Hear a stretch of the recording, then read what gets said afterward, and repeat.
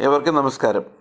നമ്മുടെ നാട്ടിലൊക്കെ സർവ്വസാധാരണമായിട്ട് കണ്ടുവരുന്ന മരമെന്ന് തെറ്റിദ്ധരിക്കപ്പെടുന്ന ഒരു സസ്യവർഗമാണ് മുള. മുള സത്യത്തിലൊരു മരമല്ല, ഇതൊരു പുല്ലാണ്, ഗ്രാസാണ്.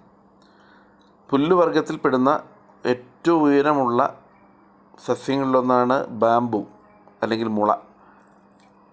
ഇതിൻ്റെ പൊക്കവും രൂപസാദൃശ്യവുമൊക്കെ കൊണ്ടാണ് ഇതിനെ നമ്മൾ മരമായിട്ട് തിരിച്ചിരിക്കുന്നത്. സത്യത്തിൽ ബാംബു ഒരു മരമല്ല, അതൊരു പുൽവർഗത്തിൽപ്പെടുന്ന ഒരു ഗ്രാസാണ്.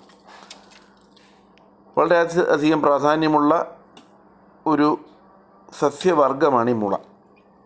മുളയ്ക്ക് ഒത്തിരി ഉപയോഗങ്ങളുണ്ട്. വളരെ വർഷങ്ങൾ കൂടുമ്പോഴാണ് മുള പൂക്കുകയും കായ്ക്കുകയും ഒക്കെ ചെയ്യുന്നത്. സാധാരണമായി വളരെ നീളത്തിലുള്ള മുളം കമ്പുകൾ പ്രത്യേക രീതിയിലൊക്കെ വെട്ടി ഒരുക്കി അതിൻ്റെ ശിഖരങ്ങൾ കുറച്ച് നീളത്തിൽ നിർത്തിക്കൊണ്ട് അതിനെ വളരെ നീളമുള്ള തോട്ടികളായിട്ട് ഉപയോഗിക്കാറുണ്ട്. അതിൻ്റെ വളവൊക്കെ നിവർത്തി അതിനെ കൃത്യമായ രീതിയിൽ പ്രോസസ്സ് ചെയ്തെടുക്കുമ്പോൾ വളരെ നീളത്തിലുള്ള കനം കുറഞ്ഞ ഒറ്റക്കമ്പുള്ള തോട്ടികളായിട്ട് അതിനെ നമുക്ക് ഉപയോഗിക്കാൻ കഴിയും. വളരെയധികം നീളത്തിലുള്ളതും ബലമുള്ളതുമായിട്ടുള്ള മുളകൾ അങ്ങനെ പെട്ടെന്ന് ഒടിയില്ല. മാത്രമല്ല, സാധാരണ ഗോണികൾ പോലെ അല്ലെങ്കിൽ തോട്ടികൾ പോലെ നമുക്ക് ഭാരക്കൂടുതലില്ല, ഒറ്റ കമ്പേ ഉള്ളൂ എന്നുള്ളത് കൊണ്ട് അതിനെ ഗോണിയായിട്ട് കയറിപ്പോകാൻ വേണ്ടി ഏണിയായിട്ട് നമുക്ക് ഉപയോഗിക്കാൻ പറ്റും.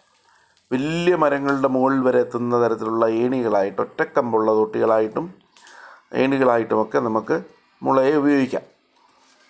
ഇപ്പോൾ ഇവിടെ ഒരു ചേട്ടൻ ഒരു മുള മുറിച്ചിടുന്ന രംഗമാണ് ഈ കാണുന്നത്. മുള വേറൊരു മരത്തിൽ ഉടക്കി നിൽക്കുകയാണ്. അതിൻ്റെ മൂട് മുറിച്ചിട്ട് ശിഖരങ്ങളൊക്കെ മുറിച്ചിട്ട് ചേട്ടൻ അടുത്ത മരത്തിൽ കൂടെ കയറി മുകളിൽ ചെന്ന് അതിനെ താഴെ എത്തിക്കാനുള്ള ശ്രമത്തിലാണ്. മുള ധാരാളമായിട്ട് പൂത്തു നിൽക്കുന്നത് കാണാം നിങ്ങൾക്ക്. ഇതിൽ നിന്നാണ് മുളയരി ഉണ്ടാക്കുന്നത്. മുളയരി എന്ന് പറയുന്നത് വളരെയധികം പ്രാധാന്യമുള്ള ഒരു അരിവർഗമാണ്. നമ്മൾക്ക് ഭക്ഷ്യയോഗ്യമായിട്ടുള്ളതാണ് എല്ലാ മുളകളുടെയും അരികൾ. കാട്ടിലൊക്കെ ജീവിക്കുന്ന ആൾക്കാർ അവർ പണ്ട് ധാരാളമായിട്ട് ഇത് ഉപയോഗിച്ചിരുന്നു. വളരെ വില കൂടുതലാണ് മുളയരിക്ക്. കാരണം ഇതിനെ ശേഖരിക്കാനും അത് സർവ്വതാ എല്ലായിടത്തും നമുക്ക് ലഭ്യമല്ലാത്തതുകൊണ്ടുമൊക്കെ മുളയരിക്ക് വളരെയധികം പ്രാധാന്യമുണ്ട്. അത് പല വിലകളിൽ നിങ്ങൾ ആമസോണിലൊക്കെ നോക്കിക്കഴിഞ്ഞാൽ കാണാം. ഈ നാടൻ വയനാടും അങ്ങനെയുള്ള പ്രദേശങ്ങളിലൊക്കെയുള്ള കാട്ടിൽ താമസിക്കുന്ന മനുഷ്യർ ഇത് കൊണ്ടുവന്ന് വയ്ക്കാറുണ്ട്. വനവിഭവങ്ങൾ വിൽക്കുന്ന കടകളിൽ ലഭിക്കാറുണ്ട്.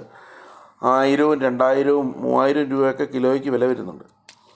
മുളയരിയിൽ ശരിക്കും പറഞ്ഞു കഴിഞ്ഞാൽ അത് ഒത്തിരി ധാതു സമ്പുഷ്ടമാണ്. മുളയരി നിത്യം കഴിക്കുന്നത് കൊണ്ട് കൊളസ്ട്രോൾ നന്നായിട്ട് കുറയും. B6, വൈറ്റമിൻ ഇ തുടങ്ങിയ ധാരാളം വൈറ്റമിനുകൾ ഇതിനകത്ത് അടങ്ങിയിട്ടുണ്ട്. ഫൈബറസ് ആണ്, അതായത് ധാരാളം ഫൈബറുകളുണ്ട്.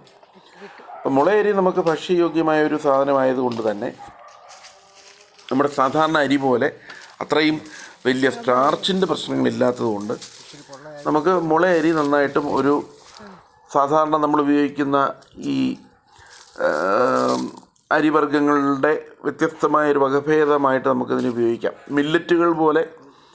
മില്ലറ്റുകൾ ഉപയോഗിക്കുമ്പോൾ അരിയിൽ നിന്നും സാധാരണ അരിയിൽ നിന്നും കിട്ടുന്ന വ്യത്യാസം അതുപോലെ തന്നെ മുളയരിയിൽ നിന്ന് നമുക്ക് ലഭിക്കുന്നുണ്ട്. കണ്ടുപിടിക്കാത്ത എത്രയെങ്കിലുമൊക്കെ ഗുണങ്ങൾ ഇതിന് കാണും. അപ്പോൾ ഇതിൻ്റെ പൂക്കളിൽ നിന്ന് പൂക്കളിൽ ശേഖരിച്ചെടുത്ത് അതിനെ നന്നായിട്ട് ഉണക്കി പ്രത്യേക സമയത്താണ് ഇതെടുക്കേണ്ടത്. കാരണം പ്രത്യേക സമയത്ത് എടുത്തില്ലെങ്കിൽ ഇത് പക്ഷികളും ധാരാളം കാട്ടിൽ വസിക്കുന്ന നമ്മളുടെ മൃഗങ്ങൾ, സസ്യങ്ങൾ, പിന്നെ പക്ഷികളുമൊക്കെ ഈ മുളയരി ഭക്ഷ്യയോഗ്യമാക്കാറുണ്ട്. അതുകൊണ്ട് നമുക്ക് മുളയരി ലഭിക്കണമെന്നുണ്ടെങ്കിൽ അത് കൃത്യമായി പഴുക്കുന്നതിന് മുമ്പ് അതിനെ ഇതുപോലെ ശേഖരിച്ചെടുത്ത് ഉണക്കി തിരുമ്മി നമ്മളതിനെ മുളയരി വേർതിരിച്ചെടുക്കണം.